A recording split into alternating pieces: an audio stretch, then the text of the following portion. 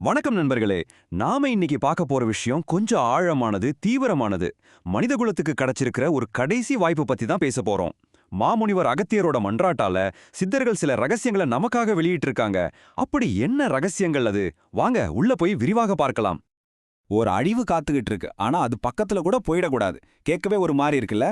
இதுதான் சித்தர்களோட எச்சரிக்கை. இது சும்மா சொல்ற வார்த்தைகள் இல்ல, நாம நம்மளோட எதிர்காலத்தையே தீர்மானிக்க போற ஒரு முக்கியமான கட்டத்துல நிக்கிறோம்னு அவங்க சொல்றாங்க. யோசிச்சு பாருங்க. மாமுனிவர் அகத்தியர் நமக்காக, இந்த மனித குலத்துக்காக இறைவன்கிட்ட கெஞ்சி ஒரு கடைசி வாய்ப்பை வாங்கி தந்திருக்காரு. அதனாலதான் இவ்ளோ காலமா ரகசியமா வச்சிருந்த விலை மதிக்க முடியாத ஞானத்தையெல்லாம் சித்தர்கள் இப்போ நமக்கு சொல்ல முன் வந்திருக்காங்க. இது எவ்ளோ பெரிய விஷயம் பாருங்க. சரி, முதல் பகுதிக்குள்ள போலாம். இறுதி மன்றாட்டு. அதாவது இந்த பிரச்சனைக்கு தீர்வு தேடுறதுக்கு முன்னாடி நாம ஏன் இந்த நிலைமைக்கு வந்தோம்னு முதல்ல புரிஞ்சுக்கணும் இல்லையா? சித்தர்கள் பார்வையில நம்ம உண்மையான பிரச்சனை என்னன்னு தெளிவா பார்க்கலாம் வாங்க. சித்தர்கள் என்ன சொல்றாங்கன்னா, மனுஷன் மாயைங்கிற ஒரு வலையிலையும் பாவத்தையும் சிக்கி தன்னோட உண்மையான பாதையை விட்டு ரொம்ப தூரம் போயிட்டானா. ஒரு பெரிய பேரழிவு நம்மள தாக்கறதுக்கு ரெடியா இருந்துச்சு. ஆனா ஏதோ ஒரு இறை கருணையால அது நூழிழையில தள்ளி போயிருக்கு. ஆனா ஆபத்து இன்னும் முழுசா நீங்கல, அது நம்மள சுத்தி தான் இருக்குன்னு எச்சரிக்கிறாங்க. அப்போ இந்த ஆபத்திலிருந்து தப்பிக்க என்னதான் வழி? இங்கதான் போகர் சித்தர் நமக்கு வழிகாட்ட வராரு. உடலையும் மனசையும் சுத்தப்படுத்துறது தான் முதல் படி. அதற்கான முறைகளை பத்தி தான் இப்போ பார்க்க போறோம். போகர் சொல்ற இந்த மூலிகை பானம் ரொம்பவே சக்தி வாய்ந்தது. இதுல பாருங்க, குற்றால அருவி நீர்ல ஆரம்பிச்சு ருத்ராட்சம், சந்தனம், மஞ்சள், நெல்லிக்கனின்னு இதுல இருக்கிற ஒவ்வொரு பொருளுமே இயற்கையானது, ரொம்ப புனிதமானது. நம்ம உடம்புல இருக்கிற நச்சுக்களை அடியோட நீக்கிற சக்தி இதுக்கு இருக்கு. இத செய்யற முறையும் ரொம்ப சிம்பிள் தான். எல்லா மூலிகைகளையும் ஒன்னா சேர்த்து ராத்திரி முழுக்க குற்றால தண்ணில ஊற வைக்கணும். காலையில வெறும் வயித்துல இதை குடிக்கணும். இப்படி ஒரு 4 மாசம் தொடர்ந்து செஞ்சா போதும். உங்க உடம்புல இருக்கிற அழுக்கெல்லாம் போய் மனசுல ஒரு தெளிவு பிறக்கும்னு போகர் சொல்றாரு. எது நல்லது எது கெட்டதுன்னு யோசிக்கிற சக்தி வரும். உடம்ப சுத்தப்படுத்தியாச்சு. அடுத்து நம்ம மனசு. நம்ம கண்ணுக்கு தெரியாம நம்ம மனசை கட்டுப்படுத்துற சில தீய சக்திகள் இருக்கு. அதை விரட்டுறதுக்கும் போகர் ஒரு வழிய சொல்றாரு. அதுக்கு ஒரு விசேஷமான மூலிகை பசையை எப்படி தயாரிக்கிறதுன்னு விளக்குறாரு. இந்த பசை சாதாரணமானதில்ல. இதுல மூலிகைகளும் இருக்கு, ஆன்மீகமும் கலந்திருக்கு. பாருங்க, அமாவாசை அன்னைக்கு ஓம திரவியங்களை எரிச்சு அந்த சாம்பலோட நெய், அருகம்புல், வில்வம்னு தெய்வீக பொருட்களை சேர்க்கணும். அதோட ராமேஸ்வரம் மாதிரி புண்ணிய ஸ்தலங்கள்ல இருந்து எடுத்த தண்ணி, மண்ணையும் சேர்க்கணும். இதை தினமும் நெத்தியில வச்சுக்கிட்டா அது தீய சக்திகளை கிட்டவே அண்டவிடாத ஒரு கவசம் மாதிரி நம்மள பாதுகாக்கும். சரி, உடம்பையும் மனசையும் சுத்தப்படுத்தியாச்சு. அடுத்த கட்டம், நம்மள சுத்தி இருக்கிற பிரபஞ்சத்தோட சக்திகளோட எப்படி இணைறது. இதுக்கு இடைக்காடர் சித்தர் நமக்கு வழிகாட்ட போறாரு. வாங்க பார்க்கலாம். இந்த விஷயத்த புரிஞ்சுக்க முதல்ல ஓரைனா என்னன்னு தெரிஞ்சுக்கணும். சிம்பிளா சொல்லணும்னா, ஒரு நாள்ல ஒவ்வொரு மணி நேரத்தையும் ஒரு கிரகம் ஆட்சி செய்யும். அதுதான் ஓரை. அந்தந்த கிரகத்தோட ஓரை நேரத்துல அதுக்கு உகந்த காரியங்களை செஞ்சா அந்த கிரகத்தோட ஆசீர்வாதம் நமக்கு முழுசா கிடைக்கும். இடைக்காடர் இன்னும் ஒரு படி மேல போய் சொல்றாரு, ஒவ்வொரு கிரகத்துக்கும் ஒரு தானியம் இருக்கு.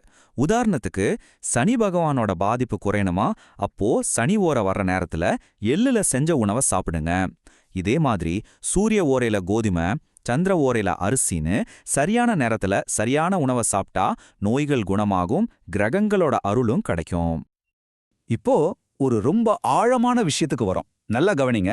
இடைக்காடர் சித்தர் என்ன சொல்றாருன்னா, நம்ம முன்னோர்களோட சொத்தை நாம அனுபவிக்கும் போது அவங்க செஞ்ச புண்ணியம் மட்டும் நமக்கு வராது, அவங்களோட பாவ கணக்கும், அதாவது அவங்க கர்மாவும் நம்மள சேரும்.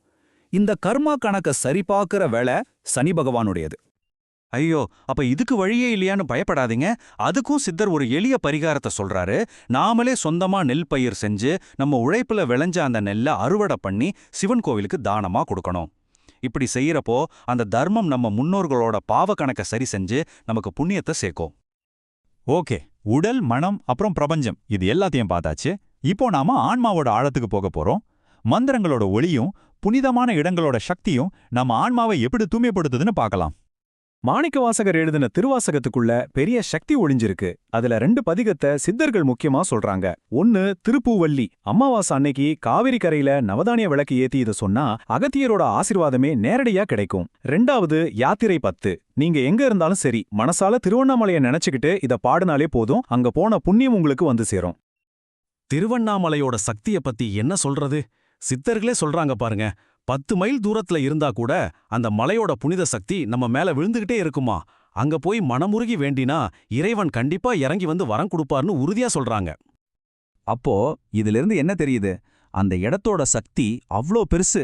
நீங்க அங்க நேர்ல போகணும்னு கூட அவசியம் இல்ல. இருந்த இடத்துல இருந்தே மனசால திருவண்ணாமலையை நினைச்சாலே போதும். அதோட முழு அருளும் உங்களை தேடி வரும். அதுதான் அந்த ஸ்தலத்தோட மகிமை. சரி, இதுவரைக்கும் சித்தர்கள் காட்டின பல வழிகளை பார்த்தோம். உடல், மனம், ஆன்மான்னு எல்லாத்துக்கும் தீர்வு சொல்லியிருக்காங்க. இப்போ இந்த எல்லா போதனைகளுக்கும் பிறகு மனிதர்களாகிய நாம சந்திக்க போற கடைசி தேர்வு என்ன? அதைத்தான் இந்த கடைசி பகுதியில பார்க்க போறோம். சித்தர்கள் பார்வையில மனுஷங்க 2 வகைதான். நல்ல உயர்ந்த எண்ணம் இருக்கிற மேலானவர், அப்புறம் கீழ்த்தரமான எதிர்மறை எண்ணங்கள் கொண்ட கீழானவர். இதுல அந்த மேலானவரா இருந்தா சித்தர்களே உங்களை தேடி வந்து உங்களை இறைவன் கிட்ட கூட்டிட்டு போவாங்களாம். ஆனா கீழானவரா இருந்தா அவங்க நிழல கூட நம்மால நெருங்க முடியாதாம். இங்க தான் ஒரு ஆச்சரியமான விஷயத்த சித்தர்கள் சொல்றாங்க. இந்த உலகத்தையே சரி செஞ்சு நல்ல வழிக்கு கொண்டு போக அவங்களுக்கு கோடிக்கணக்கான மக்கள் தேவையில்லையாம். உண்மையான பக்தியோட தூய்மையான மனசோட இருக்கிற ஒரே ஒரு ஆள் போதும். அந்த ஒருத்தரை வச்சே இந்த உலகத்தையே மாத்த முடியும்னு சொல்றாங்க. கடைசியா போகர் சித்தர் சொல்ற இந்த ஒரு வரி எல்லாத்தையும் விளக்கிடும். முயற்சி பண்றவன் ஜெயிக்கிறான், பண்ணாதவன் தோத்து போறான். ரொம்ப சிம்பிள். சித்தர்கள் வழியத்தான் காட்ட முடியும். அந்த வழியில நடக்கிறதும் நடக்காததும் நம்ம கையில தான் இருக்கு. அப்போ சித்தர்கள் அவங்க வேலைய கரெக்டா செஞ்சிட்டாங்க. உடம்ப எப்படி சரி பண்றது, பிரபஞ்சத்தோட எப்படி இணையறது, ஆன்ம சக்தியை எப்படி பெருக்கிறதுன்னு எல்லா வழிகளையும் நமக்கு காட்டிட்டாங்க. இப்போ பந்து நம்ம கோர்ட்ல இருக்கு. அந்த வழியில போறதா வேண்டாமான்னு நாம தான் முடிவு பண்ணணும். மீட்புக்கான பாதைக்கு ஒரு சாவிய நம்ம கையில சித்தர்கள் கொடுத்திருக்காங்க. இந்த மனித குலம் அந்த சாவியை பயன்படுத்தி அந்த கதவை துறக்குமா, இல்ல இந்த கடைசி வாய்ப்பையும் கோட்டை விட்டுடுமா? இதுதான் இப்ப நம்ம எல்லாருக்கும் முன்னாடி இருக்கிற மிகப்பெரிய கேள்வி.